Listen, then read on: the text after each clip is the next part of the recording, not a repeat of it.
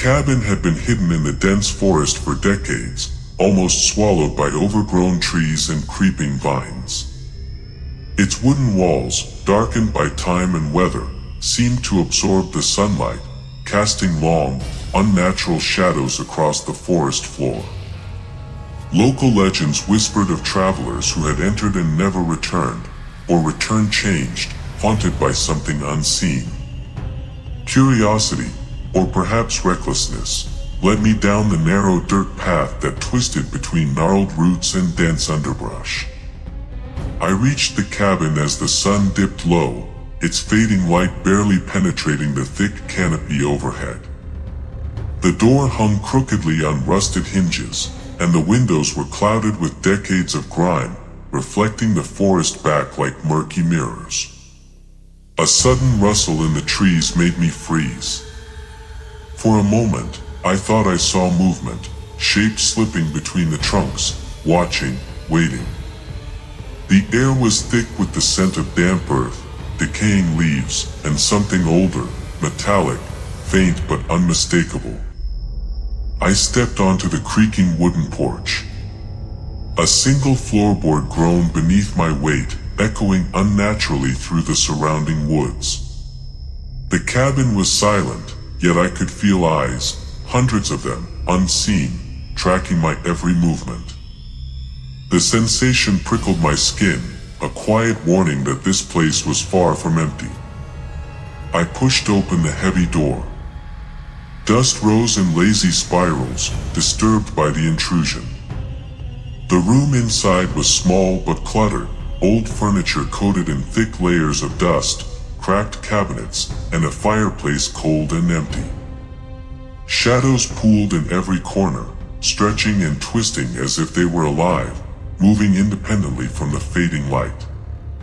A faint whisper seemed to ride the wind that slipped through the gaps in the walls. "You're not alone." I took a step further inside. The floorboards creaked beneath me, each groan echoing like a warning. I noticed scratches on the wooden walls, deep, jagged, deliberate. At first, I thought they were signs of decay, but then I realized the marks resembled eyes, dozens of them, staring out from the cabin's very structure. My pulse quickened. The air seemed heavier now, charged with a presence I couldn't see but could feel pressing in from all sides. A sudden noise behind me made me spin, a low thump, followed by the faint scrape of wood. Nothing. Yet the sensation of being watched intensified. I moved toward a corner of the room where a small window looked out into the forest. The glass was streaked and foggy, but I thought I saw figures, or shadows, standing among the trees, faces obscured, eyes fixed on me. I blinked, and they were gone. Only the feeling remained, heavy and persistent, like a weight pressing against my chest. I explored further. Cabinets rattled with no wind, and drawers opened slowly, revealing nothing but dust and old scraps of paper. The fireplace seemed to breathe, faint drafts whispering up its chimney, carrying sounds that were almost voices. Footsteps echoed above me on the loft, though I hadn't noticed a staircase leading there. Every instinct screamed that I should leave, yet a morbid curiosity pushed me onward.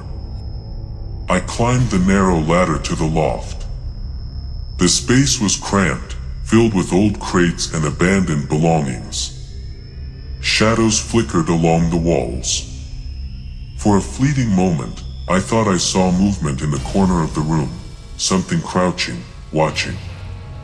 The eyes, hundreds of unseen eyes, seemed to follow my every motion.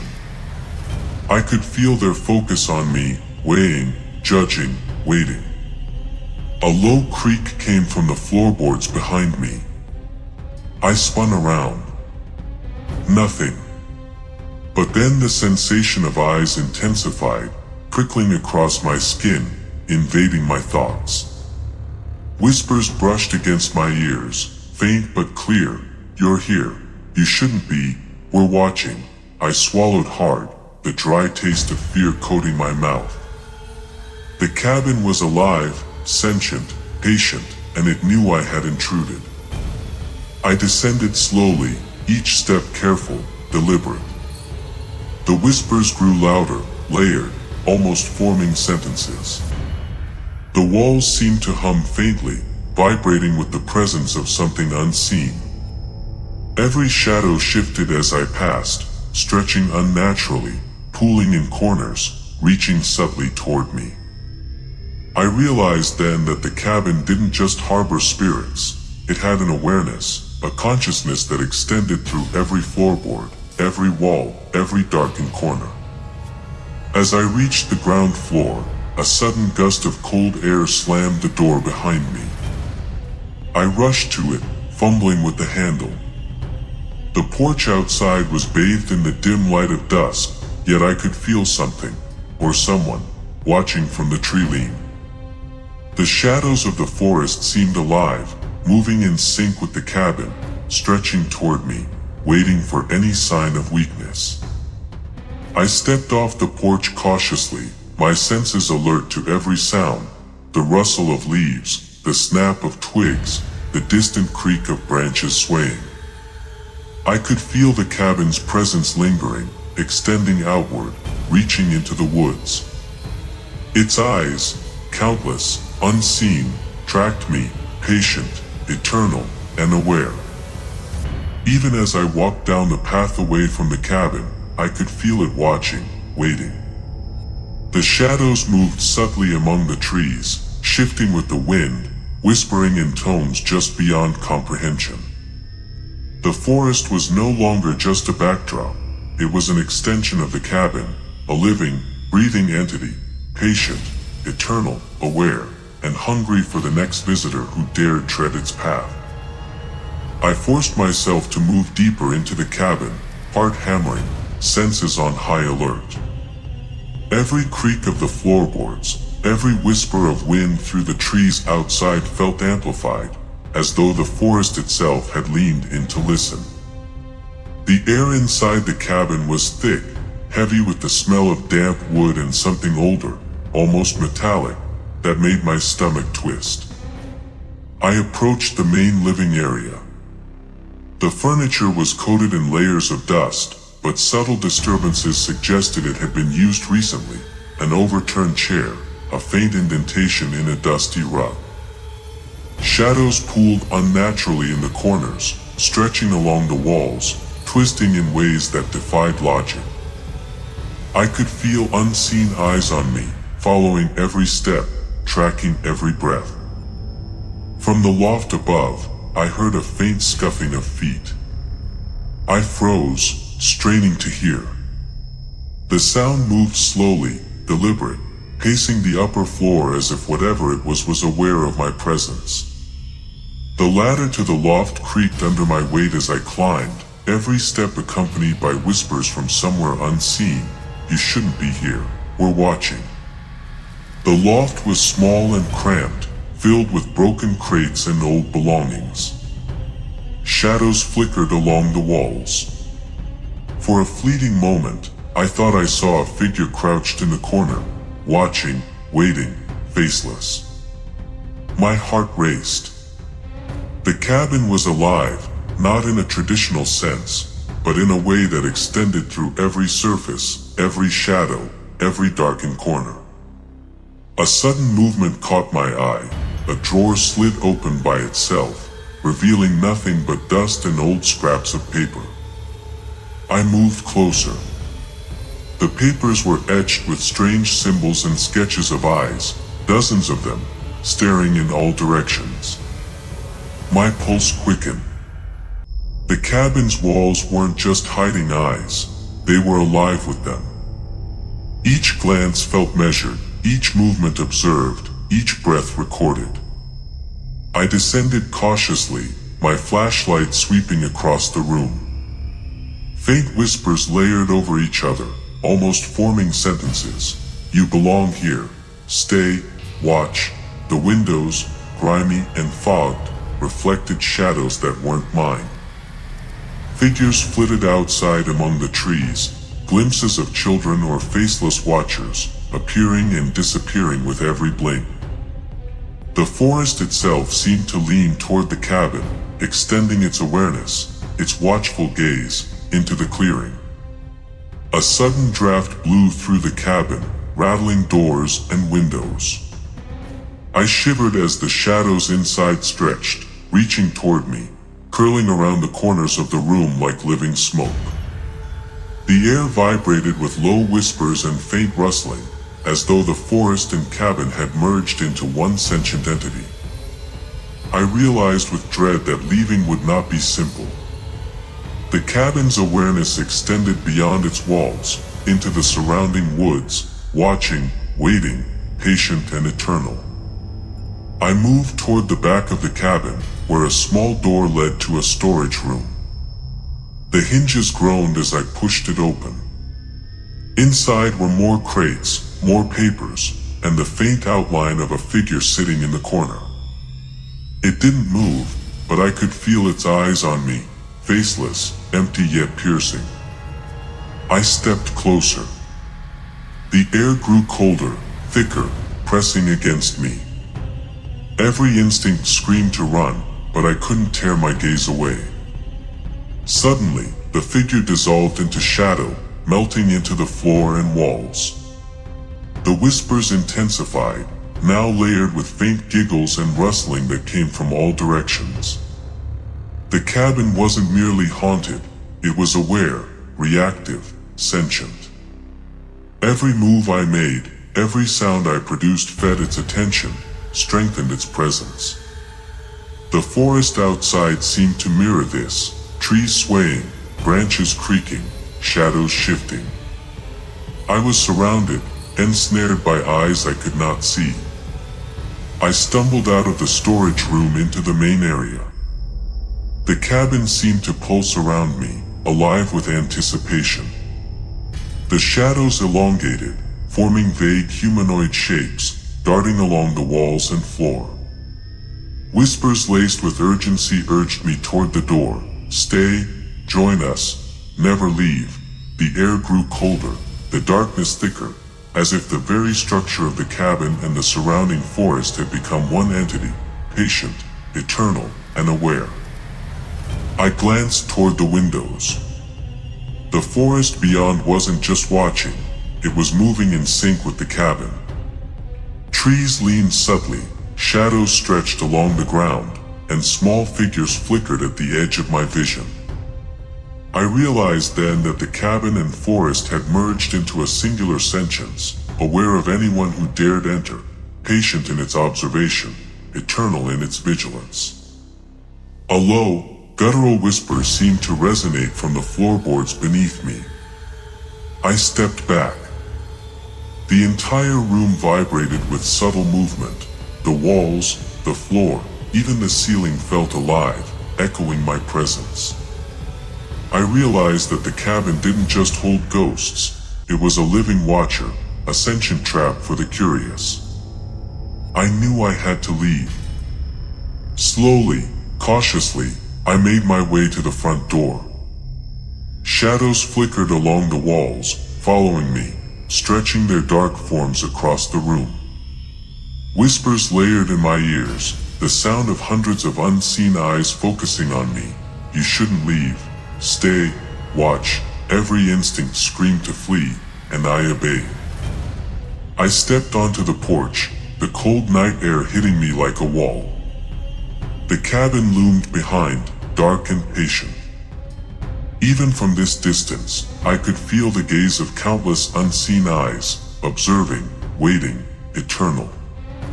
The forest around it seemed alive, aware, extending the cabin's sentience into every tree, every shadow, every flicker of moonlight through the branches.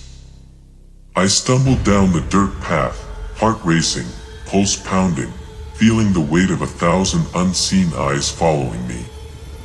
The cabin wasn't finished. Its presence lingered, persistent and eternal. I had glimpsed its heart, felt its awareness, and it had marked me. I broke into a run, heart hammering, lungs burning, as the shadows stretched and twisted around the cabin. The forest itself seemed alive, moving subtly, branches bending, leaves rustling, shadows shifting with intent. Every step I took echoed unnaturally on the dirt path, layered with whispers, rustling, and faint, distorted laughter. The cabin loomed behind me, dark and patient, its wooden walls absorbing the fading moonlight. I glanced over my shoulder and froze. Figures, faceless, small, crouched, moved among the trees, watching, tracking my every step. I could feel their eyes piercing me, layering over the sensation that had followed me from the cabin. The forest was no longer just a backdrop. It had merged with the cabin, a sentient, patient entity waiting to claim any who dared enter. I stumbled over roots, barely keeping upright. The whispers grew louder, overlapping in strange rhythms. Stay, join us, never leave. The eyes, countless, unseen, seemed everywhere. The shadows among the trees stretched unnaturally, flitting at the edges of my vision, just out of focus. Every instinct screamed to escape, yet every fiber of my being was aware that the cabin's presence had followed me beyond its walls. I reached a small clearing and paused to catch my breath. The rustle of leaves behind me sounded like movement, soft and deliberate. I turned slowly. The moonlight revealed nothing, yet the sensation of being watched intensified, a cold pressure on my chest, a weight on my mind. The cabin's sentience was patient, eternal, and aware. It waited for the next misstep, the next moment of hesitation. Suddenly, a branch snapped sharply behind me. I spun around and saw a shadowy figure dart between the trees. It wasn't fully human, nor fully spirit, but a twisted amalgamation of both. Its gaze pierced me, faceless yet somehow all-seeing. I stumbled backward, almost tripping, and the whispers crescendoed, layered over clinking sounds, faint footsteps, and soft laughter, forming a symphony of terror that enveloped the clearing. I ran blindly, branches slapping my face, roots threatening to trip me, yet I dared not slow down. The cabin's influence extended into the forest, every shadow, every rustle, every whisper a reminder that it was alive, patient, and aware. The figures in the trees followed, flitting between the trunks, just beyond clarity, faceless and observing. The dirt path twisted and turned, but I recognized landmarks, the fallen log, the split tree trunk, the moss-covered rock. I had to escape the forest entirely, to leave the cabin's reach behind. But I could feel it in my bones, in my mind, the cabin's gaze, layered, persistent, marking me. Finally, I reached the edge of the forest. The trees thinned, and the lights of the distant town came into view. Relief surged through me. I stumbled onto the open field beyond the tree line, gasping, panting, trying to shake off the feeling of eyes watching from the shadows. Yet even here, at a distance, I could feel it, the cabin's sentience, patient and eternal, waiting for the next visitor who dared enter. I paused, chest heaving, listening. Silence, real silence, for the first time since I had entered the path. And yet, I knew it wasn't over. The whispers, the shadows, the eyes, they lingered in memory, in perception, layered within me. The cabin's awareness had marked me. I had survived physically, but mentally, emotionally, I carried a piece of it with me. As I walked toward the town, the forest behind me seemed to breathe, alive and patient, hiding the cabin among the trees, ready for the next curious soul. I glanced back one last time. Shadows flickered, too fast, too subtle to focus on, but the feeling of eyes never left. The cabin waits, patient, eternal, aware, and ready to claim whoever comes too close, too curious, too foolish. Even now, in the safety of my room, I feel the subtle weight of observation. Shadows shift at the edge of my vision, faint rustling echoes in my ears, and whispers brush against my thoughts. The cabin is patient, eternal, sentient, and watching. Anyone who enters never truly leaves. They become part of its awareness, part of its eternal, layered observation. If this story gave you chills, like, share, and subscribe for more abandoned cabins, haunted forests, and supernatural tales where shadows watch, eyes follow, and some places never forget.